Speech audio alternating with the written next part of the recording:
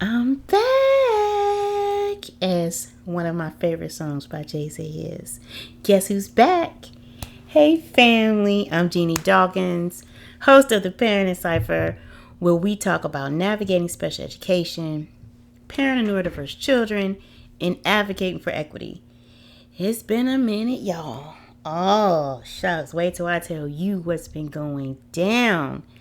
So, facts. Life be life and everybody. Life be life and being a single mom of two autistic children, man, was a lot. It's always a lot, but I officially now have a 12th grader, a high schooler. Yay! And last season, the last time we spoke, my right now 14-year-old was currently in 7th grade, and now he's in 8th grade, and we were doing a whole school journey, as well as dealing with finances and doctors, like juggling all the things, everybody. You know what I'm talking about. And trying to hold space for myself. If you are new to this space, I'm always advocating for parents, for us to take moments for ourselves, because we don't. And when we don't, then we have kind of like the breakthrough moment. I call it a breakdown because that's how you feel. I call it a breakthrough because that's when we gain clarity of what's going on in our lives, what's going on with us. And I had a moment, okay? And I decided to take a pause. Now, if I'm being honest, I ain't want to pause, y'all. And the universe was like, okay, and here's some more, and here's some more, and here's some more. And I kept trying to go. And finally, some of the things that I was working on wasn't moving. And I was like, well, what's happening, universe? Are you trying not to work with me? And I realized that I needed a pause moment. And I reflected on Tricia Hershey, the writer of the Nap Ministries. And she says, you don't heal by pushing harder. You heal by learning to pause gently and consistently, even while your brain tells you to keep going. And that was basically me, And if you are like, yeah, I feel you. Like, just take a moment, like, okay, like the pause. And while I was pausing, it was going down in the world, right? America has been shifting fast and furious with our new president. And as a Black woman raising two neurodiverse young men, I was watching all the protections that I really, really, really appreciated to protect my sons and myself as a Black American unravel in real time. Things that I thought like, that's never gonna happen. It's been happening, y'all. So the dismantling of the Department of Education, on attacks on DEI initiatives, the removal of affirmative action. Okay, cuts to student loans and grants, the rollback of discipline oversight. It was like watching a house of cards collapse. And I realized, like, once again, the very systems that made me feel safe in America.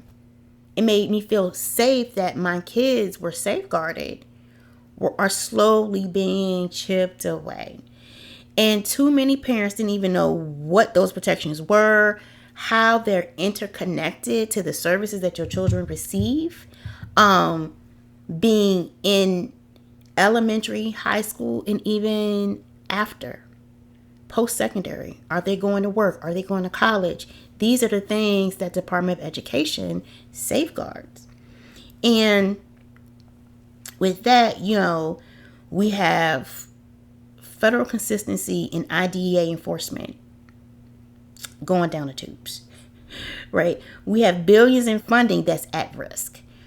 They're leaving states to decide, creating a patchwork of inequality, which means with Department of Education, IDA being under the Department of Education, rules and regulations for supporting children with special needs are across the board even. Now returning those regulations to states, now they get to cherry pick what they want to give our children. And all of our children need different things, right? At different levels. So this is what's happening. These are the pieces that are unraveling. Research proves inclusion benefits of all kids. Removing federal guardrails means fewer opportunities for our children to learn alongside their peers. We're seeing federal guidance disappear, leaving teachers with less support and families fighting alone. From Georgia's discipline regulations to military service proposals, from reduced scholarships to increased discipline without oversight, each piece might seem small, but together they tell a bigger story. Not only a bigger story, a scary story, right? Education has always been a tool for minorities to level the playing fields. And right now, that's being attacked. As Malcolm X said, education is the passport to the future, for tomorrow belongs to those who prepare for it today. He understood that education was our most powerful weapon for change. So I'm sitting at home and I'm watching, y'all. I'm watching and I'm getting very overwhelmed because I'm looking at what's happening, but I'm an advocate. I am an education consultant and I'm a mom. So I'm watching all of these unravel and I'm putting all the pieces together and I'm like, whoa, yo, this is like really scary. Like, what can I do to support? So, I've been in the lab writing books, but at the same time, I'm a person. So I'm getting overwhelmed. I'm getting overwhelmed by the news. I'm getting overwhelmed by these edicts and these statements of what's going to happen. Is it happening? I'm just looking at so many different things and I'm getting overwhelmed again. I spoke to one of my previous guests, Jody Arman, and she specializes in anxiety for children. But, we all somebody's child. And she said to support myself with my anxiety and to move forward, focus on the one thing. That's what I'm telling you today as well. Focus on the one thing. So I decided to focus on the pieces of education, but I also started to think of the lens of, okay, how does that work? Where is it going to interconnect to support myself and my kids? Because let's just be honest, not just affirmative action, but just the attack on affirmative action, being scared that my sons will be snatched at any time and not being aware that they have special needs, but then having the protections, the affirmative action. Affirmative action has more than one piece. It's a tapestry of so many protectants in it. And for it to be removed, that leaves a big gap. It doesn't mean that, okay, as of today o'clock, everything unravels as far as what people have been doing. But now you have like this great gap where now you have the ability to do something to my son and not be held accountable. That's the most important part. They are stripping away accountability. And as a mom and a Black woman in America, I had a whole breakdown for a moment where I was just scared. Like, I'm be real with y'all. Like, fam, I was scared. I live in DC. So at one point I was like, I ain't leaving my house. And I realized that fear is a tool that can be used to control you. It is a tool that can be used to basically get you to fall in line, and you aren't actively thinking, I want to fall in line. So I started to think of kind of like what would my ancestors do? Like, what were they doing? What were they thinking? And it made me reflect on my journey and my ancestors' journeys as Black men and women raising Black children. And they fought for regulations that we basically have been blessed with. But when they were walking around, they didn't have them. So what does that look like? Not walking around in fear. Definitely not that. Not letting anxiety rule you, but focusing on how to safeguard. Like, how can we teach our children to interact in certain circumstances? What can I do while some of the regulations are still in place and mandated? How can I make sure that my children get what they need? So, on that note, your IEP and your 504 is tight and has all the things, just because the Department of Education dismantles, it doesn't change your IEP. So you always want to make sure that's tight. Really, how can you ensure that your kids are safe? So as I'm over here, like, how am I going to keep our kids safe? What are we going to do? I decided, like, go back to basics. And the basics is we must advocate from a place of power, knowledge, and community. That's why the Parenting Cipher is back. Because silence is not an option. This isn't the moment where we get to say, okay, oh man, maybe if I'm quiet, you'll leave me alone. No. This is the moment that we get loud. This is the moment where we get loud,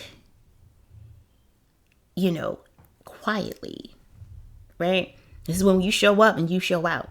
You show up with the knowledge and you show them who your child is and that you have their back and you're aware of all of the nuances and changes in special education. Because if we don't know that, that's where we can get caught up. That's when things start to break down for us because we're not aware of the changes and how it affects us, because they seem small, but they're part of a bigger tapestry. So with that being said, what can you expect from the Parenting Cipher since I'm back? So what you can expect is weekly episodes packed with advocacy tips and parent stories. I always got a story. We're also going to add a segment called Saturday Policy Watch, which I'm going to give short updates so you're never caught off guard, plus resources, guides, templates, and tools that save you time and energy. Because I know, parent to parent, we need to conserve our energy. And sometimes it doesn't seem like we have enough time.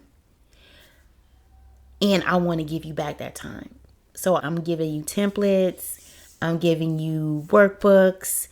I'm giving you anything that possible that I can think of to help you. Cheat sheets, anything that can help you show up and be empowered and advocate and lead that meeting. Okay, because if you knew, then this is the first time you're gonna hear me saying it. But my thing with parents being advocates in meetings for their child is that you are a co-pilot. You don't let them lead you. This is a team effort. They're not the captain. Okay, you the captain. Okay, you the North Star. But you can only be the captain when you know how to play the game, when you know how the ship is ran. Okay, you can know how the ship is ran and not actually do the nuances of running the ship. You know where everyone's supposed to be and what they're supposed to do. Yeah, that's you. That's you, parent. Okay, you the captain. And I want to make sure that you have all the tools, that you know how to run that meeting. I want to give you all the tools so when you show up, you're confident. When you show up and they play a game, because it is a game of let's wait and see. It's a game of, well, can I make you feel like you part of the problem? It's a game of this is their diagnosis and everyone is the same. No, they're not. No, they're not. You know that. You know your child. So I want to give you the tools to make sure that when you show up, you showing out and you showing them that you know just as much as they do. And you got your child's back and you know what the rules and regulations are so that you won't get gaslighted. I'm just going to say it. Okay. So I am so excited for the season, y'all. Y'all know what I've been cooking because I looked. I paused. I rested. I contemplated. I contemplated a whole lot. So now I'm so excited for this season. So before I hop off, y'all already know. It's the cipher. And I'm always throwing in a track. And my guests are always throwing in a track. So as I started with Guess Who's Back, that's the track. With Jay-Z, Benny Siegel, and Scarface. And I'm always like spitting a rhyme. I'm not going to spit it today, but I'm going to give you some lyrics. So Jay-Z says, straight from the oven with it. Came from the dirt. I emerged from it all without a stain on my shirt. That's us, fam. We're emerging stronger, wiser, and ready to fight for our children's future. Welcome back to the Cipher.